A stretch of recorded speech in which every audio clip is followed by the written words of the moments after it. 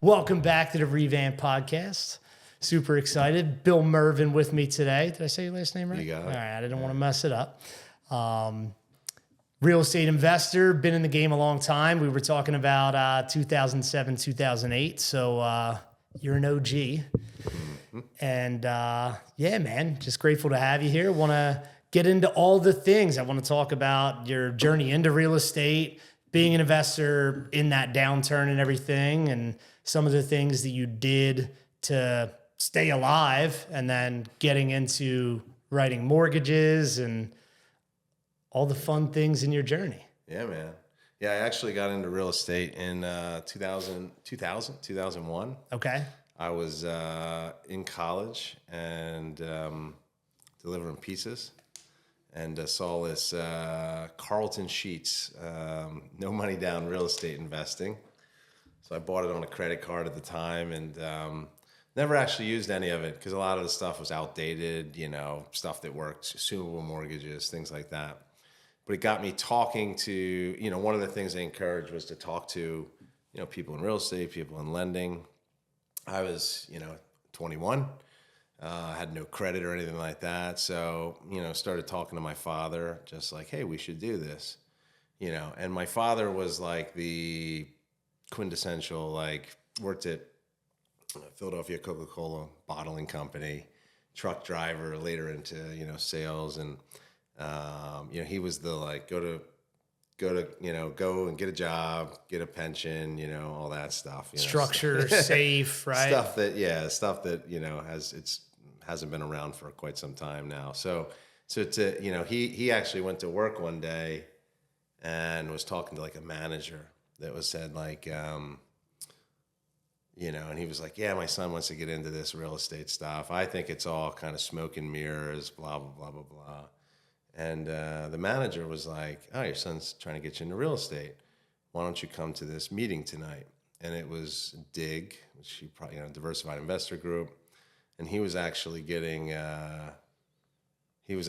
awarded the Investor of the Year award that night. No shit. Earl Greer, shout out to Earl Greer, who at the time had maybe to my best of my remembrance, 80 to 100, Section 8 and all sorts of different income properties.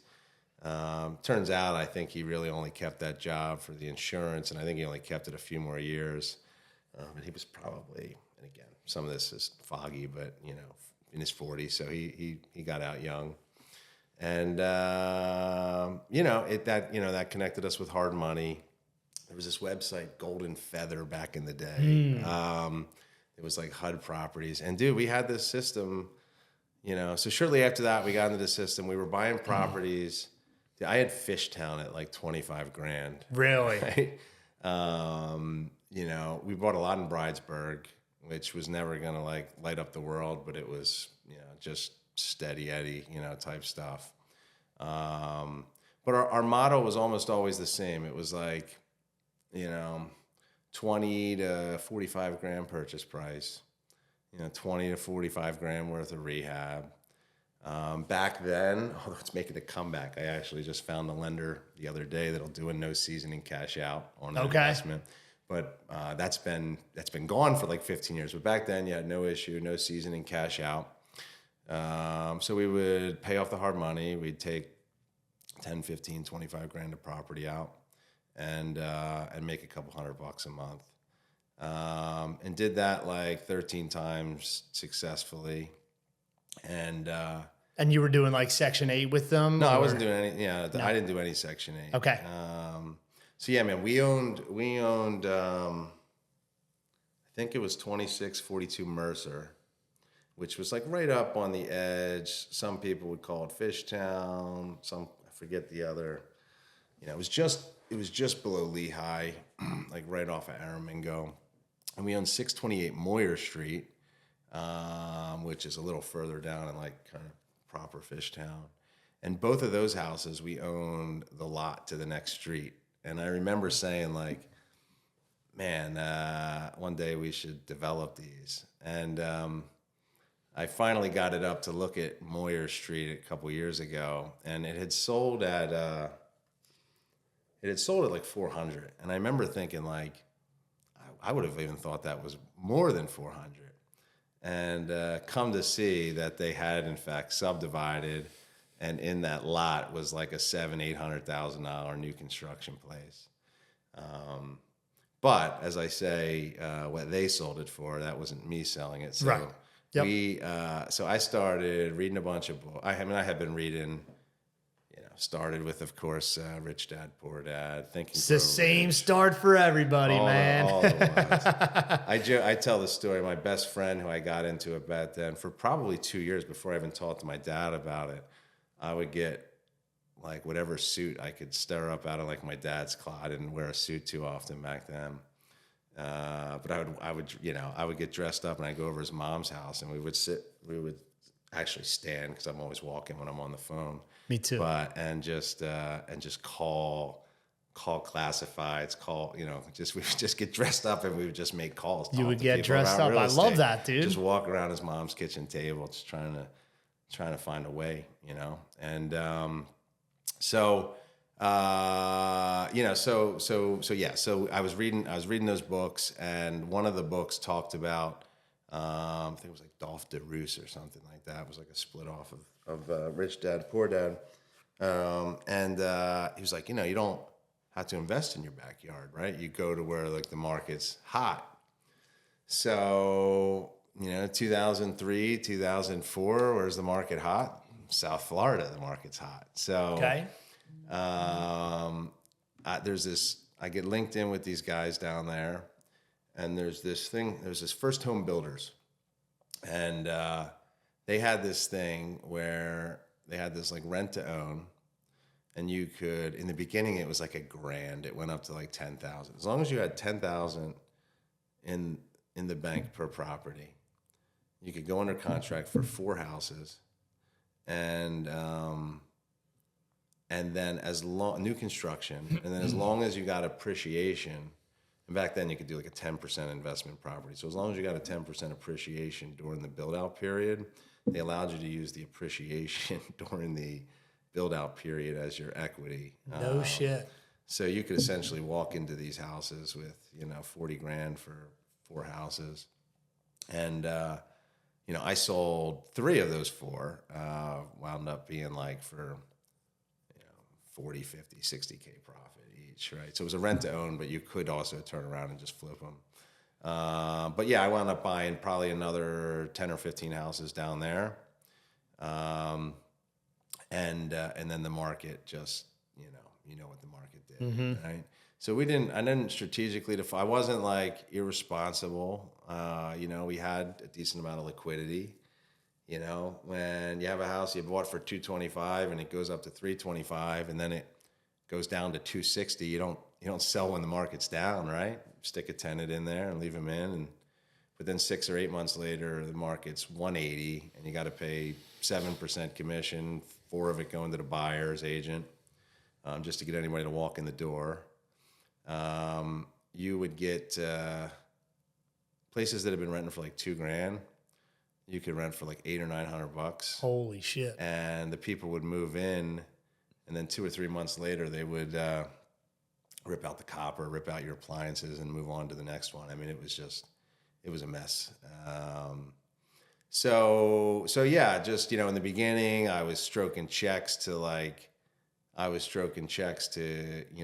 come to the table with 20, 25K on some houses to try to get out from underneath of it. But just eventually ran out of runway. A lot of people just straight up kept their money, right? Just walked away. Yep, didn't even try. Yeah, we really, tried to hang on. But when I beat myself up about it, I just said I was just a young kid from Levittown. Never really had too much. I mean, we didn't live super hard, but we never really had too much.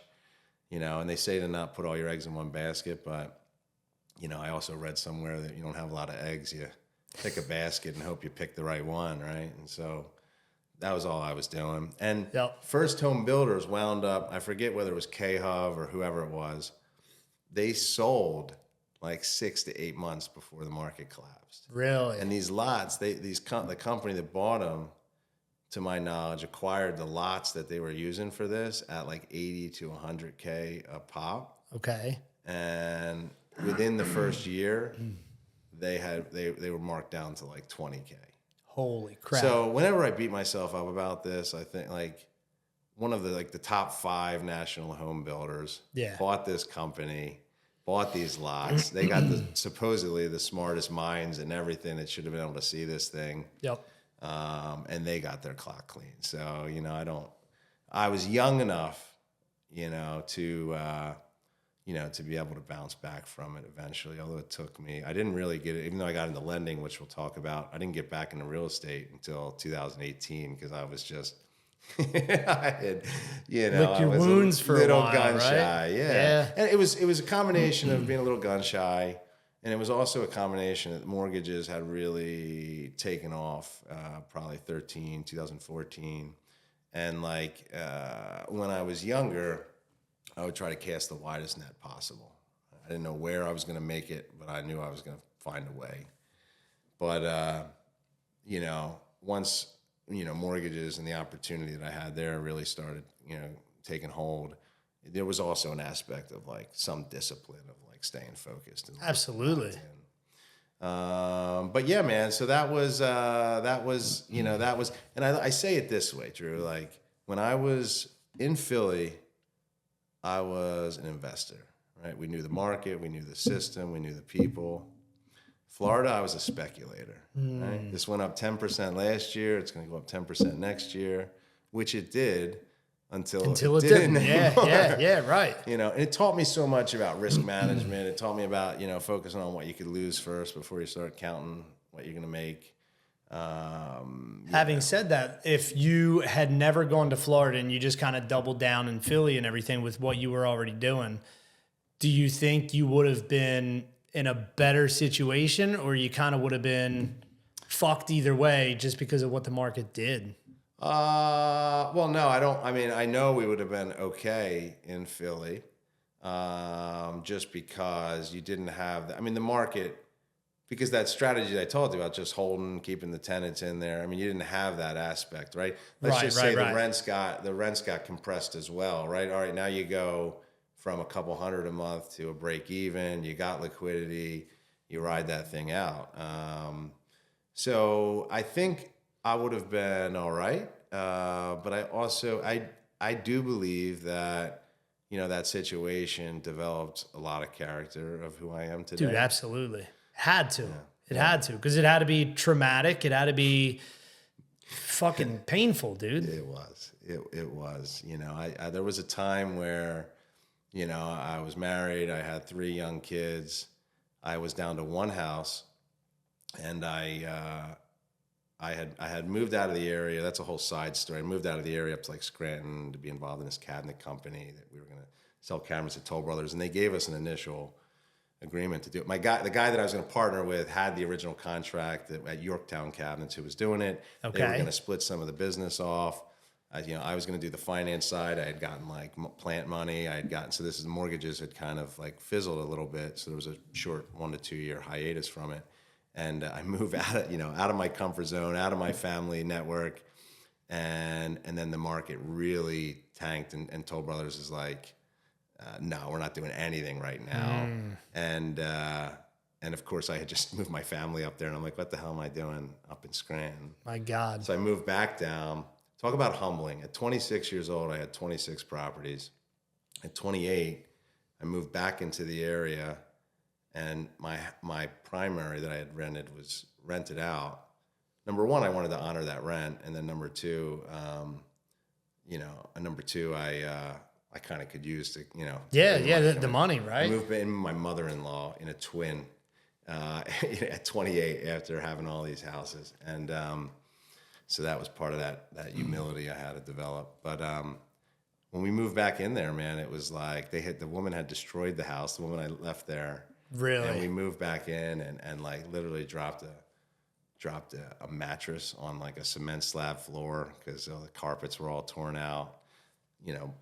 Put a light on the floor with no shade, just in the corner. I mean, it was a fall from grace, man. And I had to really, take inventory and decide what I was going to do. And there was a time where I'm like, the hell are you doing? You're a fraud. get something safe, go get an hourly job. But then I'm like, nah, it's not me. And I came back stronger. No shit. Yeah. No shit. Yeah. You know, I don't know. There's so much to be said about just perseverance related to all things, not just business, right? But just to developing as a man, right? And I can't think of like a more troubling, trying life experience than what you just explained. Like, how did you mentally process it as you're going through all of it? Just were you still kind of just like one foot in front of the other, just going to keep on picking up the pieces and making money? Like, what were you doing to make money at that time when you had to move back in, you know, and your house was still rented out? Like, how were you making money then? Yeah. So at that time I was still unwinding the real estate, you know, so I would have little pockets, you know, that I could pull from and stuff like that as I was trying to unwind and short sale and et cetera, et cetera. But Gotcha. no, I mean, it was brutal. I bet. You know, we had 3 kids, and at the time my wife was planning on staying home with them, but she had gotten her degree. So, you know, she wound up going to work for a few years. And then, you know, I took a job in 2008, you know, working like an overnight shift, making like $12 an hour. That was my absolute lowest. That's when we came back, you know, the whole thing had fallen apart up in Scranton. And I'm like, I'm just going to literally, like, I didn't want anything to do with anything related to business. My whole life, I was just gonna start it over, right? Yeah. So I went from there to, I'm like, and then I think that all of the conditioning, all of the mindset stuff, all of the writing my goals out and the Think and Grow Rich, I think that it, you know, like muscle memory, it took over. And I was like, what the hell am I doing here? It was only like 2-3 months. And I went from there, working like an overnight shift at Wood Schools, like, I got hired at Merrill Lynch in Princeton. No shit. So I got hired at Merrill because I'm like, all right, I'm going to get back into something related to my skill set. I got hired at Merrill Lynch on Princeton the day that they were getting sold to Bank of America in the heart of the financial crisis. I remember asking the hiring manager, I'm like, you know, how's this all going to impact us? And like, you know, he's still beating his chest. Of course. You know, we're going to gain market share. Yeah, well, we're too big. It's going to be a benefit to us, right? Yeah. So I got my Series 7. I got my Series 66. And I was like just about to get released to the wild, if you will. And you know, they took like a huge bailout. Everything was like damage control. You know, the CEO, I don't know how much of Thune, he had spent like $1.5 million, I think, like decorating his office after they just got like $100 billion bailout. And so then they just axed the whole program. So I then took, I did like a year at Northwestern Mutual, which was a good company, great training program. And then at that time, mortgages had settled down. This is like 2010 or so. Okay. And I'm like, all right, if I'm just going to trade one uncertainty for another one, I'll go back to the one that I know. And that's kind of part of the story with my mortgage team and how it's set up. We're mortgage planners, right? And I took the advisory model from the financial world and brought it back to mortgages, right? So I kind of took that period, that kind of 2-year hiatus, kind of fell in love with financial markets, kind of, you know, liked the idea of being an advisor, being a professional, and not just a debt salesperson, as I like to call most of my mortgage peers. Gotcha. And then kind of brought that back to. So that's kind of what I did. But there were some lean years, to put it lightly. I can imagine. I can't imagine, to be honest with you. I can't. Yeah. And thank you for being open and vulnerable enough to share that, because I know there's a lot of people that did survive through that and everything, and a lot of people don't even want to open up and talk about it, you know? Yeah. So I appreciate that, you know? Let me ask so many questions. First, what do you think about the current state of the Florida real estate market? Well, for a while it was. I think it's back in a little bit of trouble. I think this time though, it's more driven by what's going on in the insurance space. Big. they've got a major problem down there. Yeah. Insurance. I did a loan last year in Naples at like $900K, and I prepared them that the insurance was gonna be a little higher, and I think I was using like $4,000 or $5,000. Cheapest policy they could find was like $8,000 or $8,500 a year. Big difference, man. I mean, there's some areas that are, so it's funny, just like the Philly stuff and the Fishtown stuff, so that properties I was buying was like Cape Coral, Lehigh Acres, right, like on the West Coast, and I remember seeing like same idea of like, man, if we just held on, because those properties went wild, right? Yeah. 14, 13, 14, 15. So I think it's had a nice run. The West Coast, that's the Gulf of America, right? The Gulf of America, yeah, 100%. It's that's exactly where it is, on the Gulf Coast. So yeah, I mean, I think they had a nice run. I don't think that the issues that they're dealing with now are the same as 2005, 6, 7. Like I said, I think a lot. I mean, there's some overbuying, but like when I talk about, like, whether it's in the mortgage space or when I talk to people that might invest with us, having been through that era, and then you get some of the talking heads now, these clickbait financial, national news, and they want to make you think that it's like 2008 all over again. We're in a bubble, blah, blah, blah. There's no comparison, like, at all. Yep. Like, the short version, there was like nationally 4 million homes for sale on the market. Now we're, hovering around 1 million. It's ticking up, but we're hovering around 1 million. That's a 75% decline in inventory. You had the largest period of like overbuilding for like a decade before that, fueled by all the crazy loans. Now we've been underbuilding, underbuilding the long-term average. You also had the smallest, like, whatever the median home buyer age at that time, it shuffled some, but you had the smallest generation since like the 20s. Mm-hmm. Now we've got the largest since the baby boomers, and it's pretty close, and it's going to actually increase for the next 5 years. And then the last thing is that you had all these zero down loans. So, people didn't have equity, right? And I don't have to explain it to you, but maybe for some other folks, like, you have somebody that is effectively upside down. They have no equity. You have some people that are literally upside down. Yep. And you have other people that are effectively upside down once you add in the transaction costs. Mm-hmm. People have financial trouble because people get into financial trouble in life. It's just something that happens. Then they can't sell. People that are losing their house don't take care of it. Sells at a depressed value. Mm-hmm. Then that pushes the values down, and now people that had a little bit of equity now get pushed, and it was this negative spiral down. Yep. Now we're sitting on the most home equity in any time in U.S. history, and people are still going to get in financial trouble, but when they do, they're just going to sell the property, take their check, and lick their wounds. And so, and lending standards are significantly tighter, although they're loosening a little bit. So when you add all that together, there's no comparison. And when you look at like Philly Metro, I mean, we're one of the best markets in the country. In what regard? Undervalued. Well, I know people say that about the Philly market a lot, that real estate is still kind of undervalued. I mean, I won't even go that far. It's just to say, so you'll start to see, you've probably already seen it, and you'll start to see, people talking about the inventory uptick and home prices maybe declining. It's always going to be national numbers, right? You're going to have, San Fran and the tech places that are selling off. You're going to have Austin, which has just been crazy. Denver, DC is going to get hammered right now. Mm-hmm. And those will bring the national averages down. But right now, if you have a desirable house and you price it right, it's gone.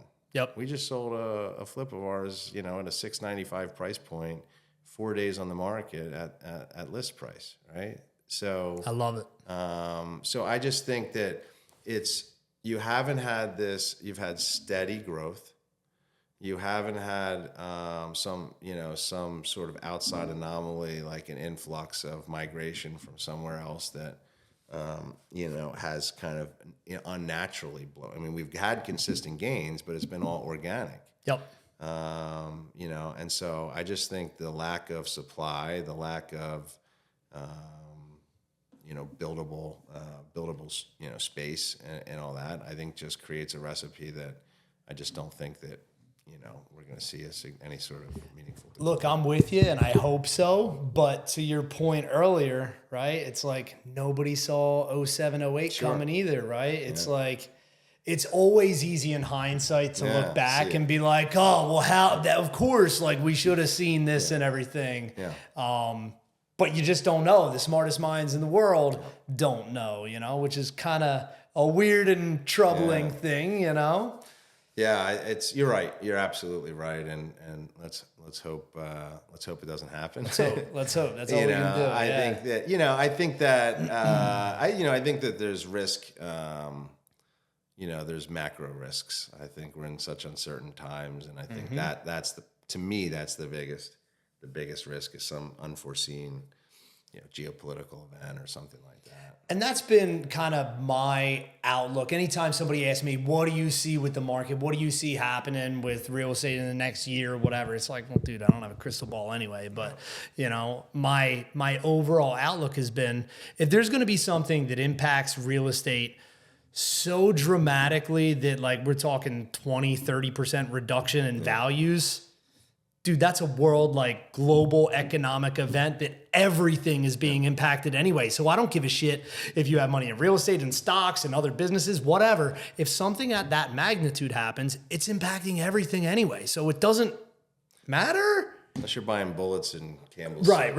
You know, and it's like, I've thought about that, and it's like, at that point, you're just playing scared, right? Yep. And it's like, so, we can control what we can control. It's just tough to see. I mean, rates, I think, even though the election has kind of changed the projection on rates, I think that any decline in rates will be slower and it'll be shallower.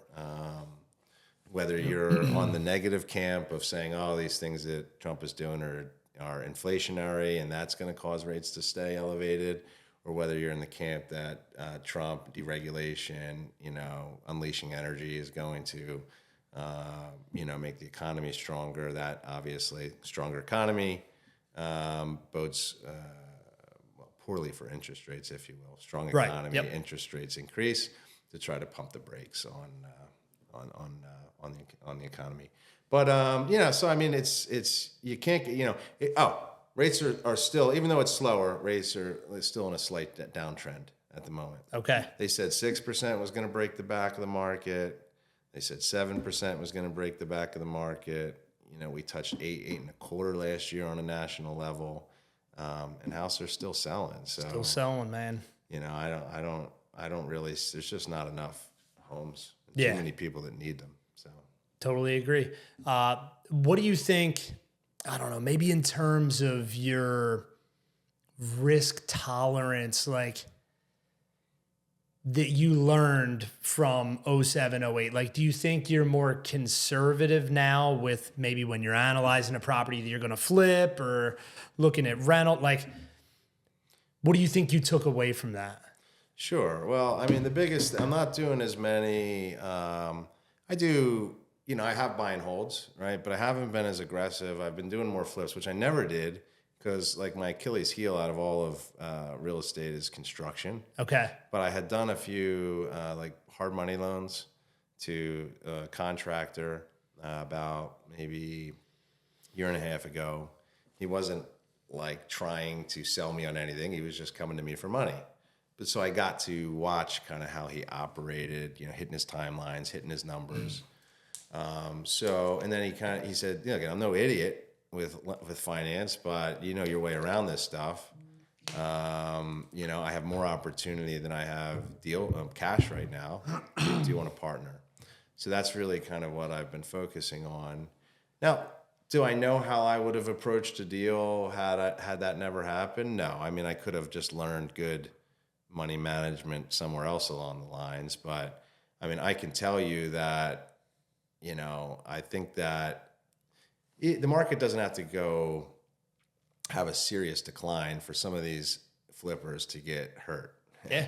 Right. In fact, I think as a flipper that, the opportunity that's going to be coming up is taking over projects that the inexperienced folks find themselves over leveraged in and unable to complete.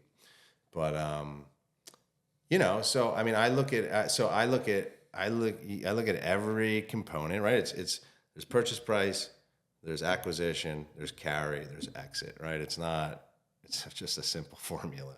And so simple formula with a lot of moving parts involved, right? I just go conservative on each step. Right? That's good. That's really, that's really all. It has to be an acceptable risk with every one of those components, dialed up to the worst case scenario. Not worst case, but to, even with the real estate side, I got a good agent who's not hungry, he's looking at the long-term relationship. I have him give me a target number.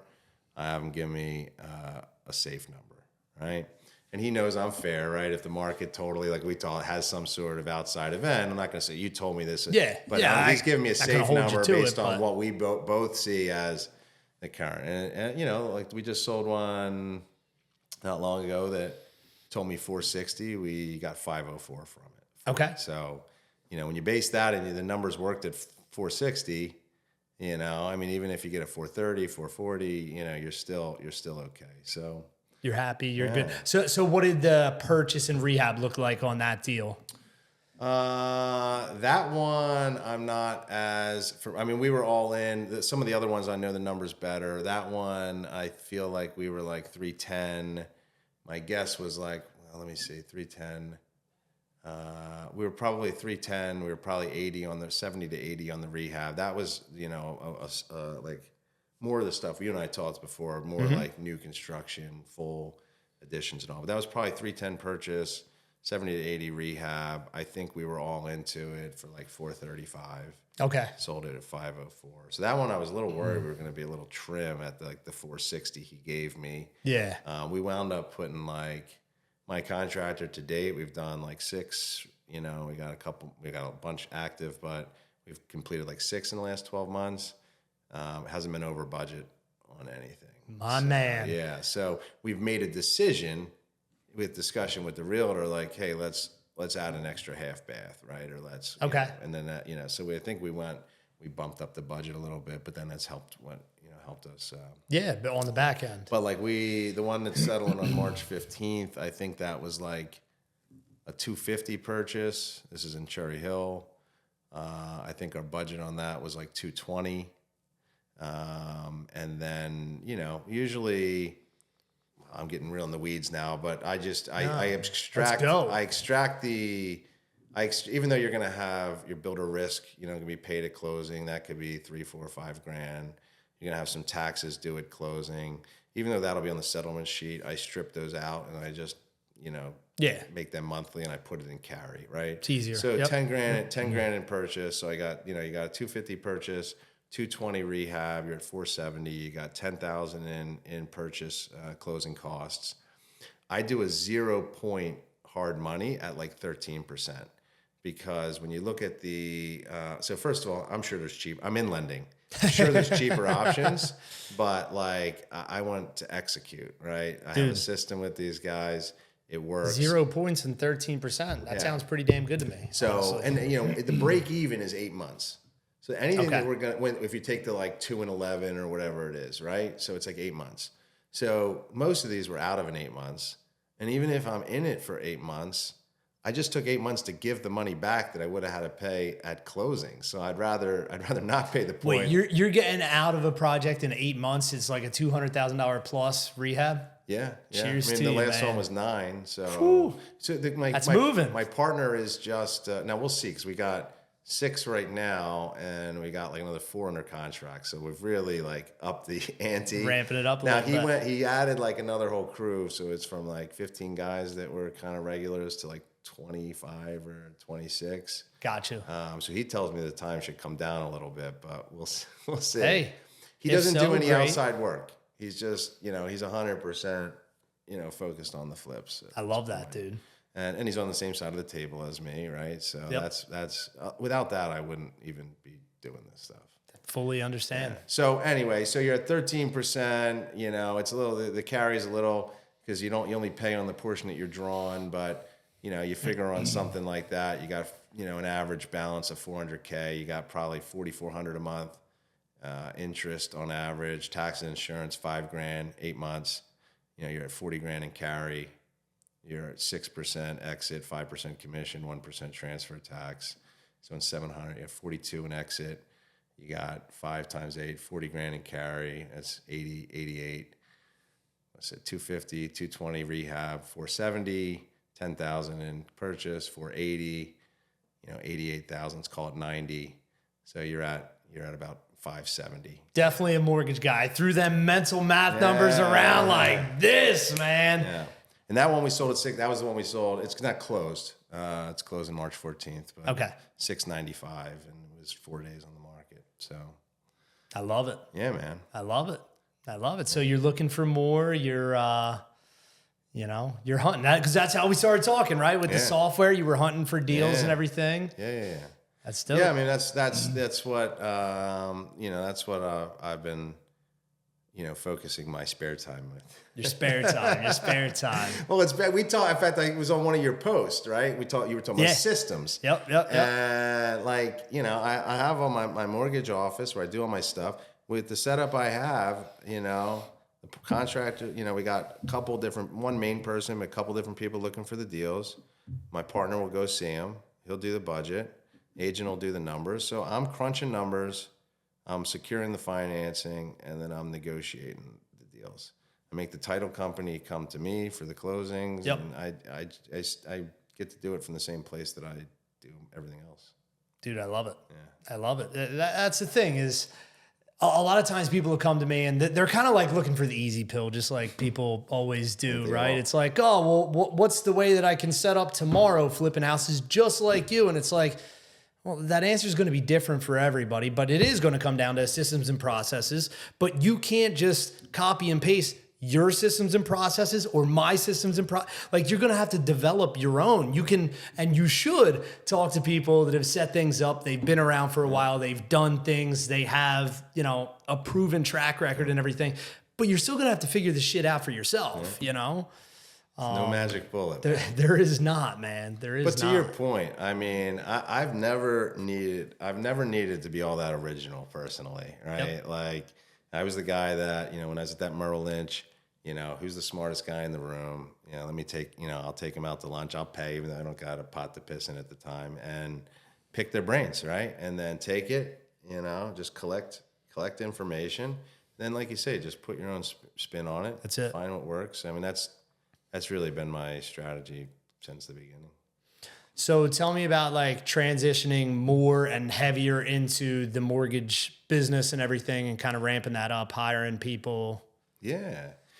So I went back into a call center model when I got back in the business originally in 2010 or so, and then but 2013 I was making money, but it was really driven on refinances at that time. Okay. And I'm like, this isn't gonna last. And once again, I took something that wasn't broken. I've done this a lot in my life. I take something that's not broken, but I break it myself in the hopes of making it better. And I literally, a guy I was going to start a branch with. So I learned about running a branch. In my space, a mortgage branch is kind of it's the best for me. It's it's got an entrepreneurial flair to it. I'm still a W-2, right? But at the end of the day, as a P&L manager, as long as I'm bringing in the revenue, so here's the revenue, company takes their piece for the things that they provide. I get to hire, I get to fire, I get to decide where we want to, our office to be, and then I live on the bottom line, right? So, you could argue that you don't have the ability, for an exit. You could argue that, you don't have the same tax. I can write off a lot of expenses, but at the end of the day, it's W-2. I've had a lot of people ask me, you do all that stuff, why don't just take the rest of it over? At the end of the day, I don't want to do the things that the corporate does for me. I'm not interested in HR. I'm not interested in, complying. Well, that just means you've seen enough of that side to know that the grass isn't greener if you take over the whole pie and everything. I So don't many think I people could do it think as that good it is. or as cheap as what they do for me, and it allows me to focus. So I learned about that model, back to the story, and this guy was like, yeah, we should start one of these. And I leave my company, he doesn't leave his. And then he calls me on this one Sunday, and he's like, I don't think the timing's right for this. He's like, why don't you come work with me over at this branch? And now I don't know to this day whether or not he did that as a way to kind of like recruit me and bring me on board, or whether he really did just get cold feet. But I wound up striking this deal with we had gone and visited these two guys who were struggling a little bit.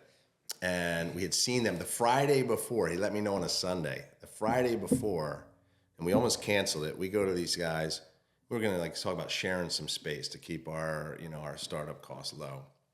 And I call those guys on Monday, and they were doing, so in our space, there's like consumer direct, there's like lead-based stuff for refinances. Okay. And then there's, like the, hunt and kill, referral based, right?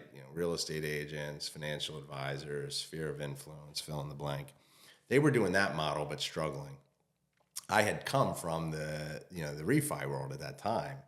So I had convinced them somehow to allow me to be a partner with them and run like a hybrid model. I'm like, I'll bring in the lead sources, I'll bring in that. We can keep developing the long-term stuff, the real estate agents.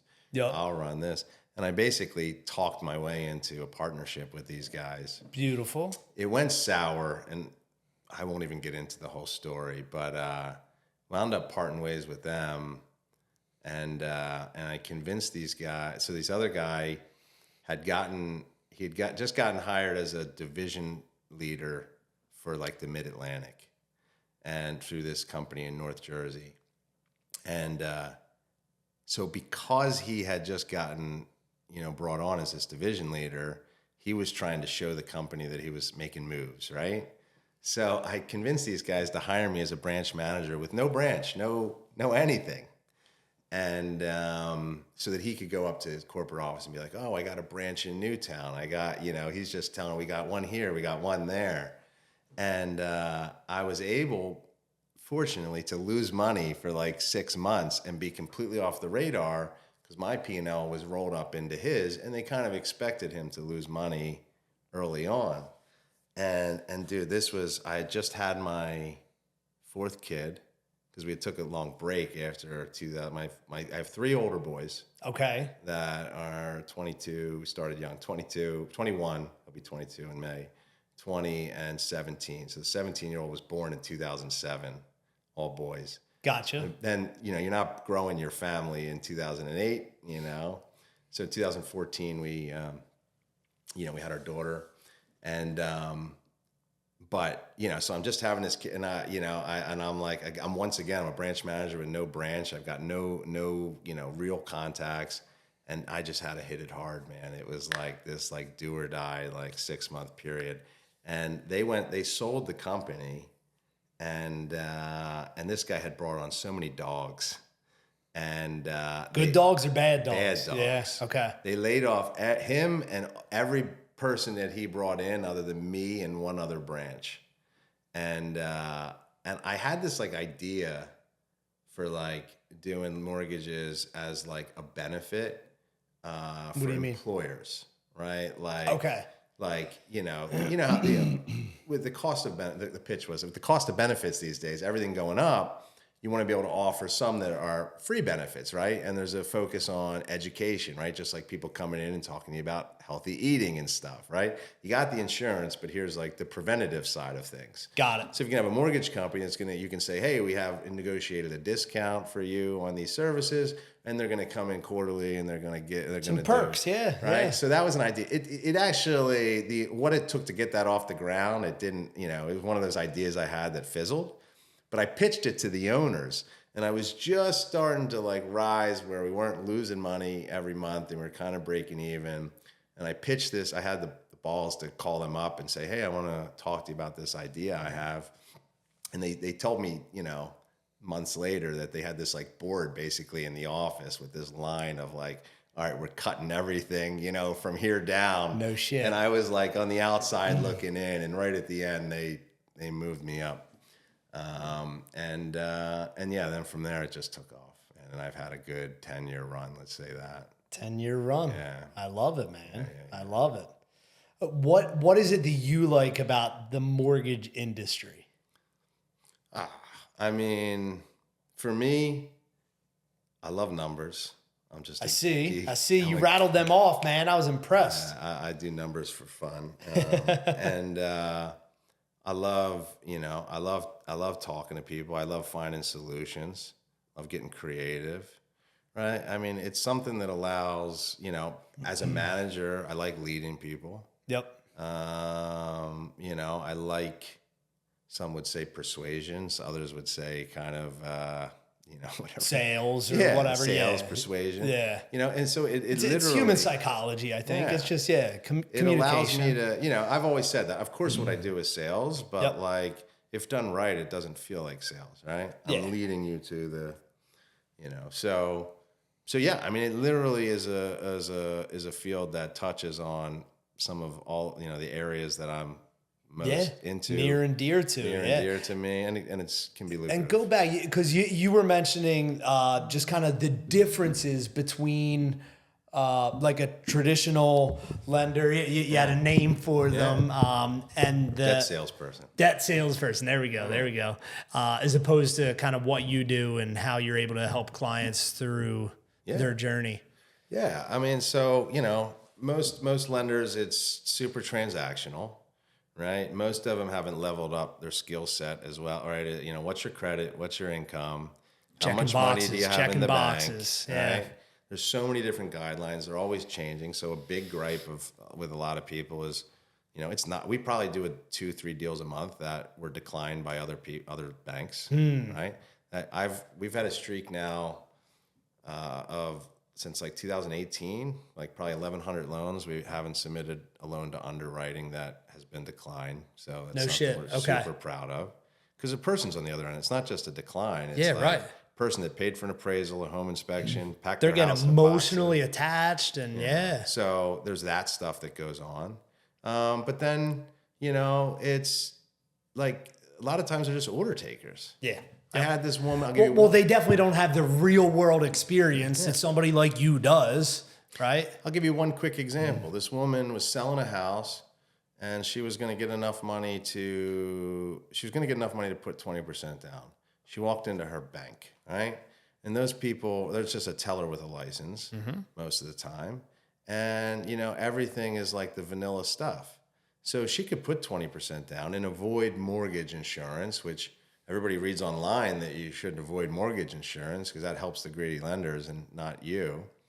And meanwhile, this woman had $40,000 worth of credit card debt.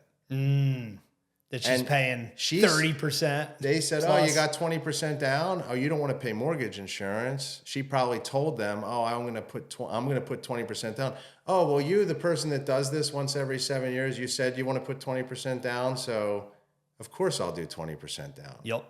I'm like, hold on a minute, right? Like, who did this for you? Like, we're going to put 9 or 10% down. Yep. It's a $400,000 house. We're going to take that other 40 grand. We're going to pay off all your credit cards. So we're going to pay $125 a month in mortgage insurance and save $1,800 a month. And by the way, you haven't missed a payment in 4 years, but your credit's mid. And the only thing that's weighing it down is your credit utilization. So we're going to work with you after closing. Your score is going to go through the roof. Yep. We're going to stick with you, and then we're going to refi you out of this loan into one at a lower rate, yada, yada, yada. I mean, that's what an advisor does. That's what we do with people.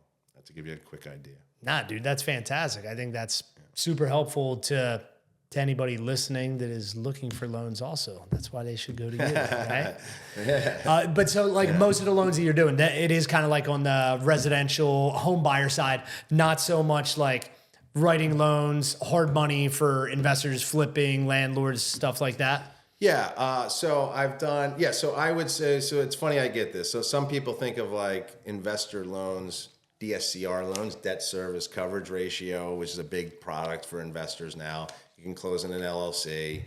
You know, you don't have to deal with all your tax returns and all that BS. And the loan is based solely on the rental income from the property. So that is a loan that we do a lot of. So oh, you do? Yeah, okay. Yeah, we do a lot of work with, you know, the traditional route for, again, real estate agents, financial advisors, CPAs. But, you know, because of my background, I do have a decent niche within the investor community. Yep. But the most of what I do for investors is the long-term permanent financing, right? So if you're a Burr person, the takeout loan to get it into, you know, the permanent debt, or you got a bunch of investment properties and you want to tap some equity out of them to go buy new properties. So the long-term debt. I have some, I can broker some hard money stuff, and I do. So sometimes I'll fund it myself, but I've been doing less with all the real estate. Yeah, with all the stuff I've you done got going probably on. 5 or 6 of them, so occasionally I'll do that. I would say I had somebody recently that I did a broker one for. It was their first one, and the underwriter got on the phone with them, and then they called me up, and they're like, "We don't think we want to make this loan." She sounded like a deer in headlights. I was able to get on the phone with her, with the underwriter and with the GC, and be like, "Look, we're going to step her through this. We've got it." And we were able to get it over the finish line. That's good. If you're an experienced investor, you can go directly to the hard money. I'm not going to add value. If you're somebody who's newer in the space, and just like the first guy I did hard money with, right? I liked working with him, and I didn't shop him for price because I knew if he thought the deal was good and was going to do the deal, it was good. Extra set of eyes on it, dude. I literally talked somebody out of doing one. I'm like, we ran through the numbers, and they're like, okay, I'm going to keep looking. So if you're experienced, it's not my bread and butter. My bread and butter, whether it's a conventional FHA, the standard stuff, whether it's the long-term permanent financing for investors, all that stuff is right in my wheelhouse. Gotcha. The other stuff, people come to me. If I'm not the best person for the job or you don't need me, I'll just point you in the right direction. Dude, I love that. Yeah. I love that because a lot of people simply won't even help someone if it's like, oh, well, I don't have the solution for you, so kind of fuck off, you know? Take care of people and the money takes care of itself. Dude, fully agree. Like just with the software, right? I talk to people all the time that tell me right from the jump, like, I don't want a paid subscription or anything. It's like, it's cool, dude. I'll still talk to you. I'll still help you. I'll set you up. I'll, whatever you need, I'm here to help. Yeah. And, maybe someday down the road that changes, right? And I'm here. Yeah, if you don't see the value in it, I haven't done my job, is what I usually will say, right? So you present it to them and let it speak for itself as they get into it. Exactly right, man. Exactly right. So what do you see, not to go political, I guess, but like with the new administration and everything, what do you see in your crystal ball for the next 2 years related to mortgage and real estate? Well, I mean, I like it.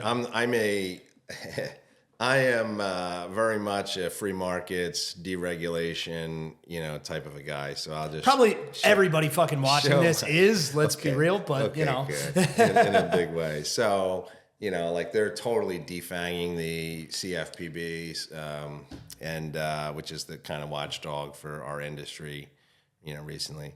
And I'm for it, right? Because people put, maybe I'm getting sidetracked, but people put 2007 on the greedy banks, right? If you actually, you Google a clip, I think it was probably around 2002 when not Rand Paul, but Ron Paul, his father, right? Congressman from Texas. He gave a speech on the House floor and he said, the Community Reinvestment Act, they made Fannie Freddie, they put all these things in place to increase home ownership. And they basically kind of like forced it on banks. You need to increase homeownership. You need to make loans in low income areas. You need to, and again, the Fannie Freddie, for people that don't know, they were what are called GSEs, government sponsored entities. Okay. Right? So they're like quasi private / public entities. They ultimately were private entities, but they enjoyed an explicit backing from the government. And they were put in place to kind of grease the wheels of lending and home ownership in the United States. And So he basically said, look, you're going to, what you're going to do is you're going to distort the market. You're going to attract all this capital to the market that wouldn't come on its own. You're going to blow up a housing bubble, and the taxpayer is going to get left, holding the bag like they always do. That was 2002, and we know what happened in 2007.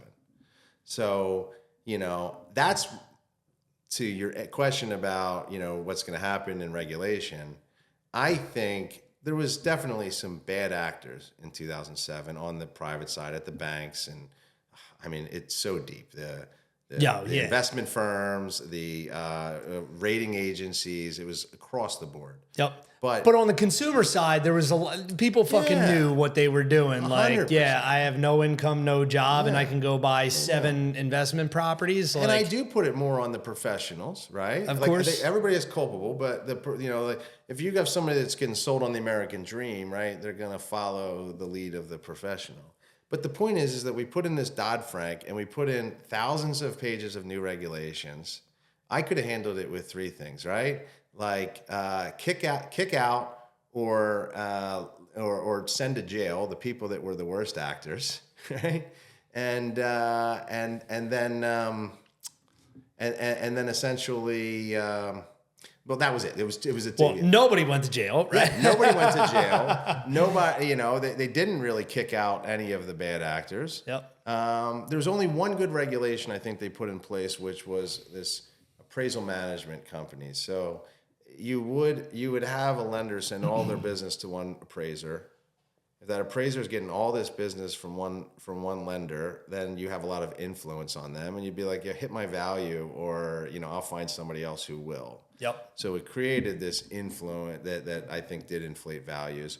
So now they put where you have to have an intermediary who then randomly assigns the appraisal to a group of appraisers. Overall, I think that's a great thing. That one makes sense. But you put in, my point is that if you don't need all of these regulations, if you actually policed the bad actors, and I think that's the problem in general with we have this like fake capitalism, right? Like, when you have the carrot with no stick, capitalism doesn't work. Like, I think we should have let these companies fail, right? And so I think that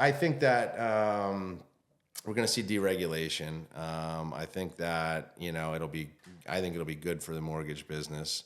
I think it will help loosen up standards a little bit, which will kind of help with housing and some of the affordability issues that we have.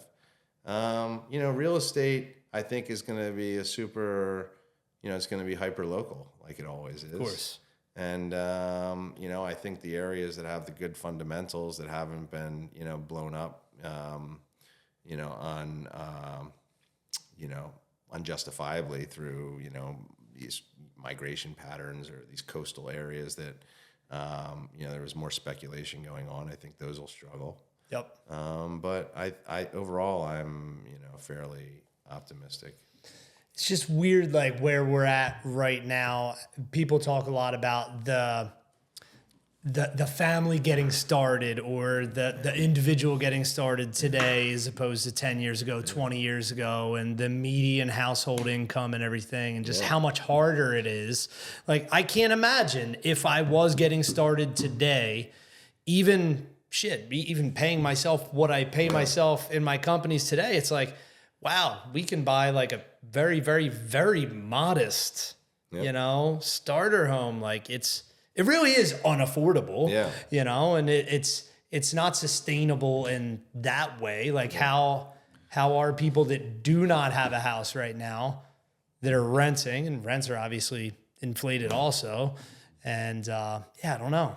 I don't know what the answer is for them, That is, to your point earlier on about like, okay, people didn't see 2007, right? And you look at, when you just think about supply and demand, and the imbalances you have, people have to go somewhere. Yeah. But you can't, I don't know what the solution is, right? Because, if you go back 100 years, real estate has, kept up with inflation, right?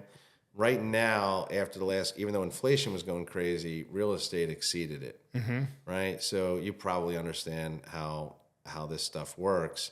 So right now it's above the mean. but it's gonna it'll eventually, because it got a 100-year track record, they'll touch again, right?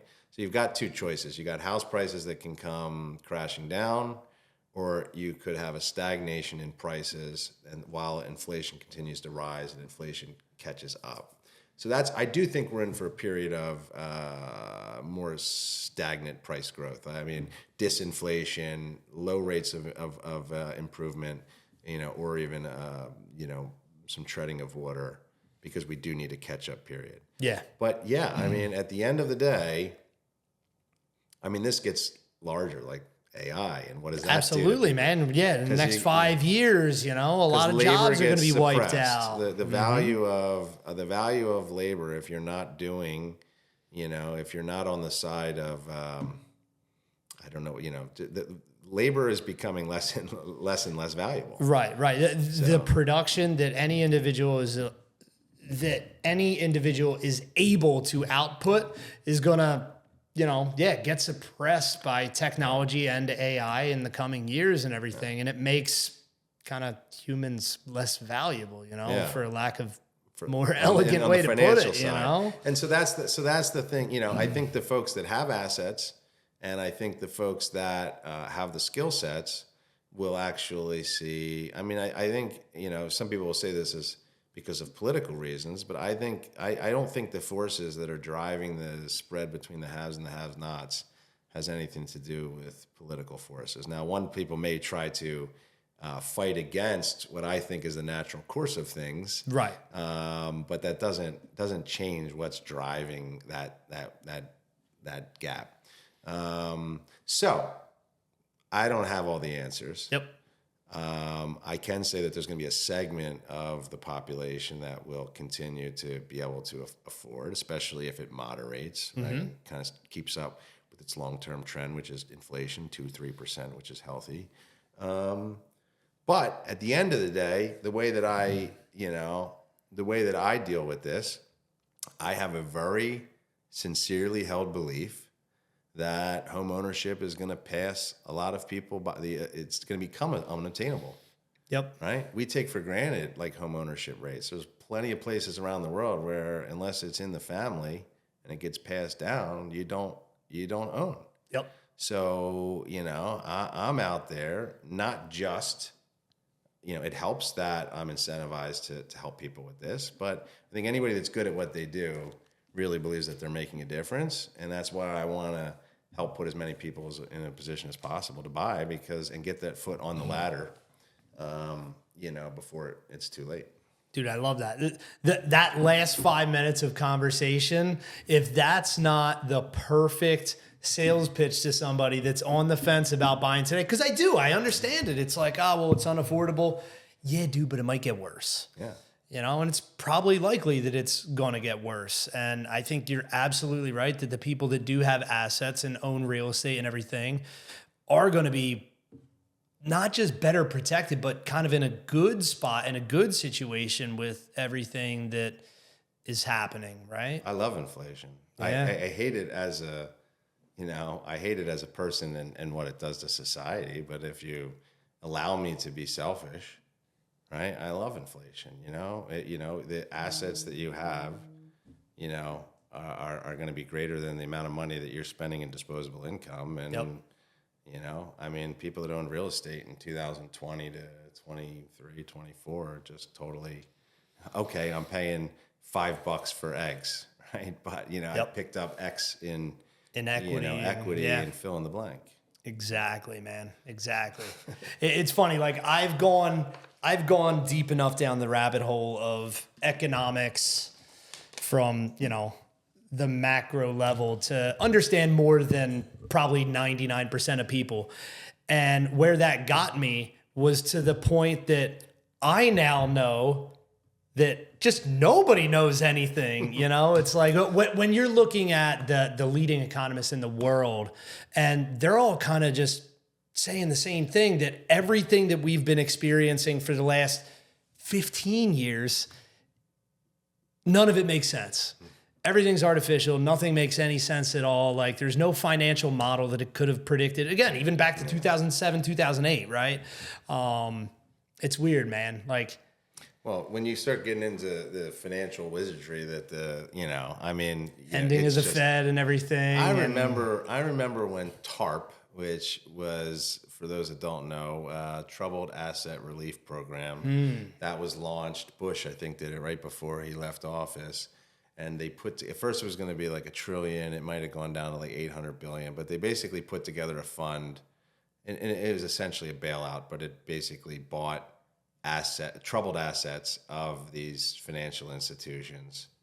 Yeah, government actually did. I'm not for it, but the government actually did okay on it, because then they took like preferred stock shares in the companies, and then eventually, when those companies made it out the other end, they cashed in those stocks at a premium. But the point is, it was like every $800 billion. Right?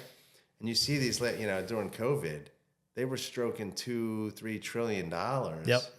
I remember AOC and Bernie, when they were doing the whole Inflation Reduction Act. Yeah. They were like, we want to start the negotiations at $5 trillion, right? It wound up being 1.8 because Manchin was the only thing that kept it from being something totally insane. But they said $5 trillion. They said it should have been 10 trillion, but we want to be reasonable here. We know that it's not going to get through. Like, they're just insane, man. Yeah. The numbers, are insane, and the Fed, you've got places in Europe, it's not anymore, that spent, years and years and years at negative interest rates. Right. What the hell does that mean? Yeah. Negative interest rates. I'm going to charge you to put money here. It's just a total mind fuck, because it seems that could never happen, like, in our country and our economy. But so on that front, man, I think that it's funny. I would consider myself more of an Austrian, in Austrian economics, right? So, like, not this monetary policy, not this, wizardry that goes on with the Federal Reserve. But I'll tell you, do I want to try it out? So that theory would tell you that things need to collapse, that all we're doing is delaying the inevitable, and that then the inevitable becomes all that much worse because of the fact that we've hijacked it for so long, the natural course of things. Yep. Do I want to take our medicine though? No. It's crazy. It puts you in a weird spot where you're like, I believe this. I believe that I believe this. But, like, do I want to try it out? But I don't think it really matters, because I think that the powers that be, they'll inflate their way out of it before they let it crash. Yep. Because it's, you know, more like boiling a frog. But eventually it doesn't work anymore, right? Because you see everybody up in arms with the inflation from the last couple of years. If you see real inflation, you'll have social unrest. Yeah, absolutely. Do you think the gold is in Fort Knox? With Elon and Doge talking about going in and auditing the Federal Reserve? I wanted to see them audited for the longest time. I don't know. Dude, honestly, I think it's a bad play. Like, because if they go in and they live stream the thing, and the gold is not there, or if there's any amount that, hell's gonna break. Dude, we're screwed. Yeah. I'm for, obviously, for this transparency and going through. Everything that Doge has done thus far is incredible. It's insane, and it's so overdue.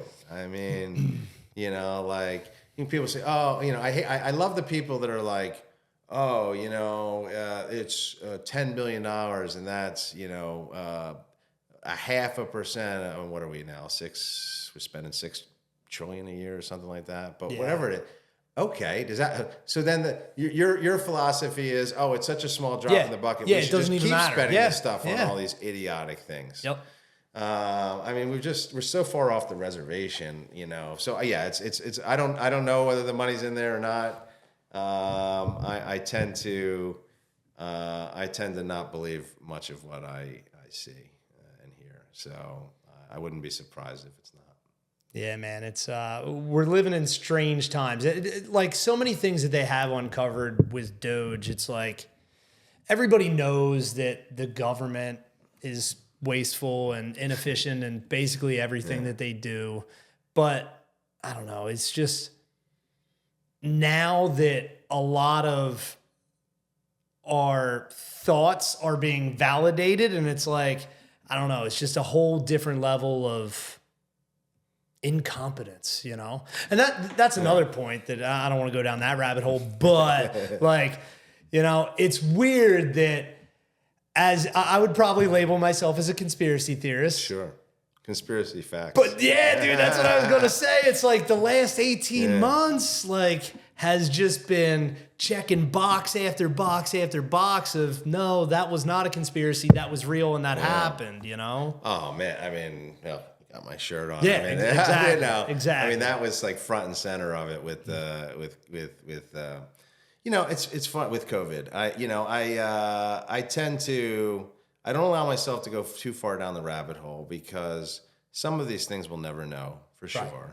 You know, and I went through a period in life where I really got like stuck in it. And it's like certain of these things, you know, I'm not going to, you know, whether it's this level of dishonesty or whether it's this level, it really doesn't matter. Like, so now I tend to, I know that things are often not what we're officially told, right? And I think that in and of itself is kind of enough to, right, have like a, you know, to just have a skepticism and not be a sheep that just kind of follows along. Yep. But, you know, you try to go too deep into it, and I don't think it's healthy either. Well, yeah, it's not helpful or fruitful. Yeah. Yeah, but only control the things that you can control. No, but I absolutely, you know, so I'm encouraged by, you know, if more people wake up and start now, you know, you know, the question is does the people, are they so pissed that there's some sort of revolt or some sort of, you know, does it totally break society apart? I mean, you see how polarized things are. I know. Well, just the other day with the whole Trump meeting with Zelensky and everything, it's like going to Facebook after that. It's like you got people, again, two totally opposite. It's almost as if people saw a totally different conversation unfold. Confirmation bias. They see exactly one. And then what was that movie that was on, or show that was on Netflix? I didn't wind up watching it, but I had a lot of friends talk about it. But just about social media, right? Oh, and there's how bad it really is because of like this echo chamber, right? It was like the social dilemma or whatever. Exactly yeah. You know, and it's like, and you think about that. I mean, and you see, there's a perfect example, right? You see all these world events. You know, I'll just say, I'll see one thing and I'll be like, yeah, right. And then you see these people that literally, like you said, saw the same exact thing. Yeah. And they have, you know, what you would expect their response to be. And I don't really know, you know, I don't really know the way out of that because, you know, I lean strongly to one side, but I you know, one time in like 2006 or 2008, you know, I voted, you know, I would cross lines. I wasn't a fan of like the Iraq War or something. I think my local congressman, you know, was, you know, all for it. And, you know, I crossed over, but, you know, you used to be able to have like reasonable discussion, right? It's like, all right, we both want roughly the same thing. We have very drastically different ways of going about it, but we can have this crossover. And I think that's where this system works. Yep. But, you know, now the worldview is so diametrically opposed. I don't know how you bring it together, right? And ultimately, you know, that's where they talk about, you know, the strong man, you know, it's, you know, and somebody coming in and being a dictator. Like, you know, at the end of the day, if you can't, that's what I think leaves open, you know, not just leaves it open for that, but almost at some point, I hate to say it because I'm not this, but, you know, necessitates it, right? Like if you can't be governed because, you know, the views are so diametrically opposed, you know, it's almost like that you just have complete logjam, if you will, in government. Yeah. It's like, all right, paralysis, it's like somebody has to come in and straighten it out. Well, and I think that that's so much of like what's happening with Doge now and everything, and just kind of unwinding stuff that we've been burning money on. It's like anything, it happens even at like, call them smaller companies or local government. You know, it's like we create a process for something that happened one time. Shit, I've done it with employees, right? It's like this happened with an employee one time, so we put a process in place so that never happens again. But that was probably a one-off anyway. It was never going to happen anyway. But now, you know, fast forward 5 years and we got a stack this big of procedures and policies for things that are probably never going to happen, that we're spending money on and everything.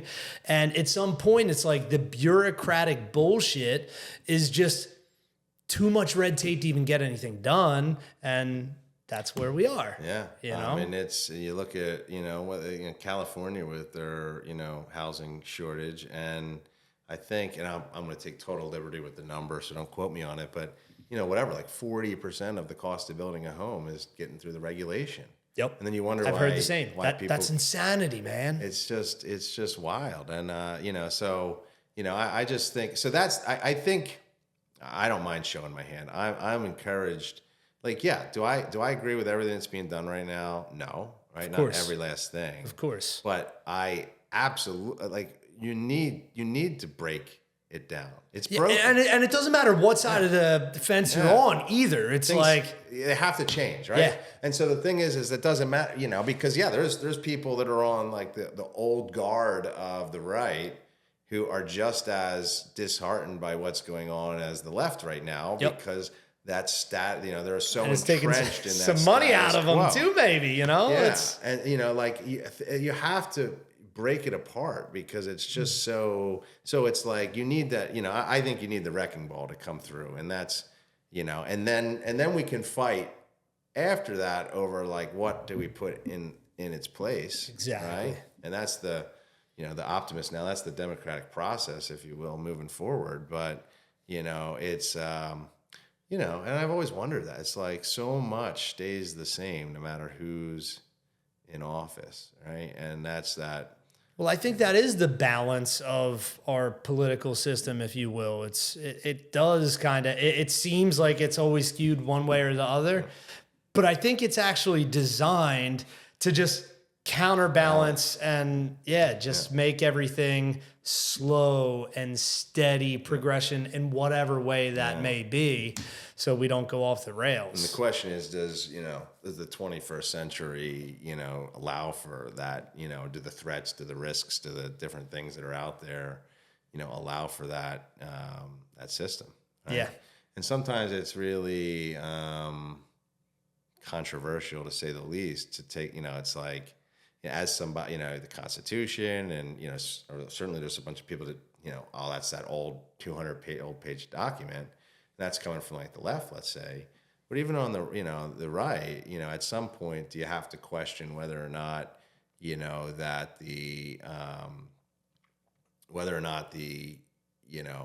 everything that could, all of the risks and scenarios of today could possibly be thought about within that document, right? Yeah. And so even on the right, there's some folks that I think are more authoritarian, that that's become such a dirty word, right? That's become such a lightning rod. But at some point, does this, and again, we have a constitutional republic, not a democracy, but does that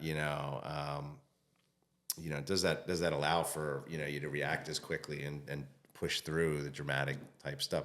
Like in some ways, China, which they're totally it's a lot of evil stuff that the social credit scores, and you can go on and on. But I'll tell you, the ability to cut through the red tape and to make changes that need to be made. So it's like, where's that balance there? So we're entering into I don't know if entering, we've been in it, but we're in, as you said, strange times. Strange times, man. Strange times.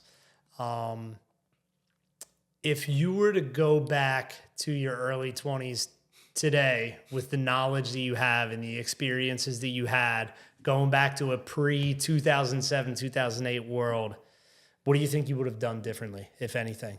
Or what would you do? What would I have done differently? All right, let me ponder this for a minute. Well, I'm not one that spends too much time dwelling in regret. I mean, for me, even though I was doing real estate in college and all, I had a bumpy road, like probably a lot of people on the way. So I was a big athlete my whole life, tore my shoulder out in like my senior year. So all the sports. What were you playing? Well, I did football, wrestling, and lacrosse. Okay. Wrestling was my, I was going to go, I won the states. I placed third in the Oh, shit. nationals. Yeah. So I wrestled from the time I was 5. A lot of guys. You ever watch that movie Foxcatcher? Nah. Okay, there was a movie Foxcatcher a few years ago about the John DuPont, who was this crazy eccentric, guy that had this like Olympic training facility. I was in the junior program. It wasn't like Olympic training, but it was like the feeder program, if you will. I wound up slacking off and screwing off, but a lot of the guys I wrestled with went to the Olympics and things like that. Oh shit. But I tore my shoulder out in football my senior year, and and so I'll tell you, I got put on pain medicine and stuff like that before it was the big deal that it is today. And so for me, that was definitely part of my journey. It was just kind of like fighting through all that, and so I think it was just, so there was a period, even though I was trying to start business and really get in, that I was just constantly, shooting myself in the foot, right? And just not fully living up to my potential. And then sometime, like in my later 20s, let's call it, is when, I had a family, I had all this stuff, but I was constantly, flying below my potential. Now, one could argue that was a process that I had to go through, and similar to the character that 2007-ish, created, that's part of who I am today. Right. But, that was, that definitely, I feel like, even though I've been able to do a lot, especially in the last 10 years, in some ways I feel like, there's times where I'll have regrets, like, man, if you'd have really just started this, in your early 20s. So I guess it was just getting my crap together earlier, and, would be kind of what I would have done if I had been able to, but it just wasn't my lot. I get it. I get it. It's a hypothetical that obviously we don't have a time machine yet. We'll see. We'll see. Yeah. But no, man, that's really interesting. You have a really cool story, and really appreciated having you on and everything. Yeah. And I think you shared a lot of knowledge bombs throughout this also. And we went a little political. I try not to, but it's okay. It's okay. Somebody's going to talk about it. That's it, man. That's it. Yeah. So as we land the plane, is there anything else you want to talk about, plug, dive into? No, man, I appreciate the opportunity. It was just recently we struck up the convo. Yeah, I was checking out your site, which is pretty awesome. We joined. But no, I mean, listen, if what we talked about with real estate or finance, even if you don't want to do a mortgage with me, you want to talk about real estate, I'll talk, all day long to anybody about real estate any day of the week. I do it for fun, but no, I think, as I told you when I reached out, right, I just want to meet good people in the industry, make friends, and, you never know where your paths cross. And here we are a few weeks later, and we're sitting down having an awesome conversation. So we're doing it. So a lot of real estate investors watch and everything. So what is your buy box? What are you looking for? Where are the areas you're looking for if other wholesalers have stuff they want to send you? We've been predominantly, because my partner's based out of there, we've been buying in South Jersey. Okay. We've been buying, from like on the upper end, like northern end, like Burlington. Did one in Willingboro, but most of the stuff we've been doing recently is Cherry Hill, Moorestown, and I shared with you, but we've been doing, I'm going to need to branch out, but we've been doing less traditional flips and more real estate development. So we're, good zip codes, good school districts, nice lots, the crappiest, smallest, 1,000, 1,500 square foot rancher. We've been essentially taking it down to the foundation and putting 2,800, 3,400 square foot, basically new construction homes there. I love it. And that's really about what we've been focusing on, just because there's less competition there. People either don't have the budget or they don't have the foresight to see. They're seeing the 250, thinking about a $400,000 rehab as opposed to a $650 or $750,000 basically new house.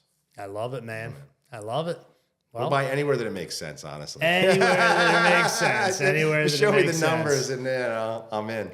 Dude, that's the thing. You got way more balls than me. It's like I've done one pop top in my life, and I'm just not as dialed in on the construction side right now. So it's like everything that I'm doing, small little $30,000, $40,000 rehabs and everything, and it's palatable for me, Singles. It's like I got 5 of them going on right now, and I don't feel like I want to rip my hair out for the first time ever. It's like simple and easy, man. If I didn't have my partner, managing that, I wouldn't either. But there's something to be said for the simplicity of it, especially, you're probably more dialed in on the number side, right? With the program and the stuff that you have, so I get geeked out by that stuff. Just the numbers game. Buying into this, I know I'll be able to get rid of it at that. Yep. Not as much risk in it, not as much headaches, not as much that can go wrong. So, but as you said in the very beginning, right? There's a ton of ways to skin a cat. Yep. Find the one that works for you, and just as I learned a long time ago, don't let great get in the way of good. Ooh. Do something. I love that. And whatever it is, just do something. Just take an action and see where it goes. Dude, I love that. That's a great way to end. Appreciate you coming in. Till next time. Yeah.